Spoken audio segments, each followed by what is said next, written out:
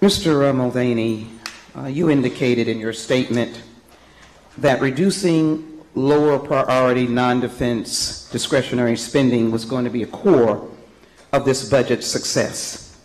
I interpret that as a betrayal of the children, seniors, working families, people who voted for Trump, cities, counties, and states. That is the interpretation that I believe the American people will understand. In the course of your budget, you have gutted or cut the National Endowment for the Arts, the National Endowment for the Humanities, and something that the Gulf region needs desperately. Coming from South Carolina, you should understand the Army Corps of Engineers. You repealed the Affordable Care Act with $880 billion. That is your premise. When the Senate said that that repeal is dead on arrival, they said the budget was dead on arrival. You're going to eliminate Community Services Block Grant. You're going to eliminate Community Development Block Grant. You're going to eliminate Federal Emergency Management Agency, state, and local grants. All lifelines for Americans. I won't have to worry about shutting the government down because Americans will shut this government down if the Trump betrayal budget ever passes.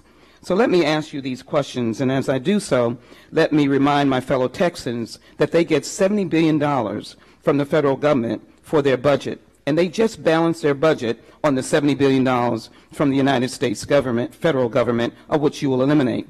I also want to put on the record that the trips that Trump takes to Mar-a-Lago in the past 5 months cost $20 million. If we keep going at this rate, it will be in 4 years, $200 million. I would like to suggest that one of the things you do is to cut not only his trips to Mar-a-Lago, but his trips overseas, because you're cutting $9 billion from the State Department. So my question to you involves the Army Corps of Engineers, why you would be so much against the important flood work that counties like mine need.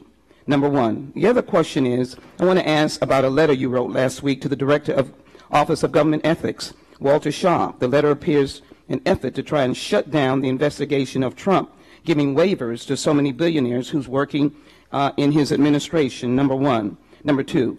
Number three, you have a comment, that doesn't mean we should take care of the person who sits at home and eats poorly and gets diabetes.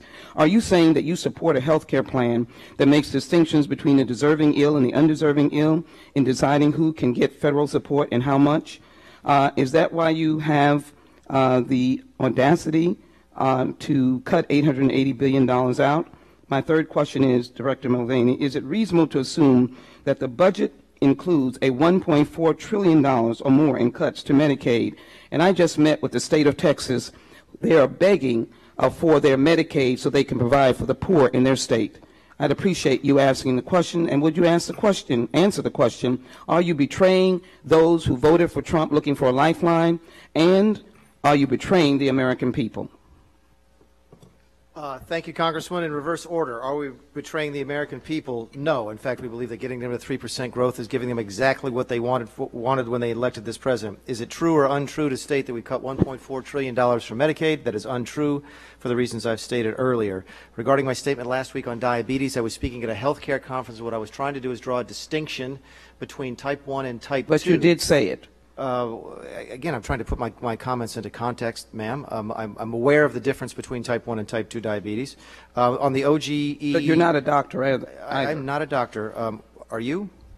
I know diabetes. It's in my family and it's in my community, and it particularly impacts African Americans, and we will be devastated by this budget along with working families. Regarding the OGE letter, I got a letter from the Office of Government Ethics that I thought was inappropriately broad and violative of statute, so I did what I think is the exact right thing to do when there's a dispute between two pieces of the executive branch.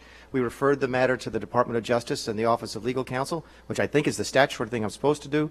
Regarding infrastructure, we are, as I've mentioned before, Army Corps of Engineers. The Army Corps of Engineers writ large with infrastructure is that we are trying to focus our attention on getting to the $1 trillion worth of new infrastructure, leveraging $200 billion of new spending. Your budget is full of tricks and trickery. It does not work. No economist will approve your budget in terms of it working. There will not be a 3% growth because the working population is expired. This is a betrayal of the American people. Thank you. I yield back. Expired.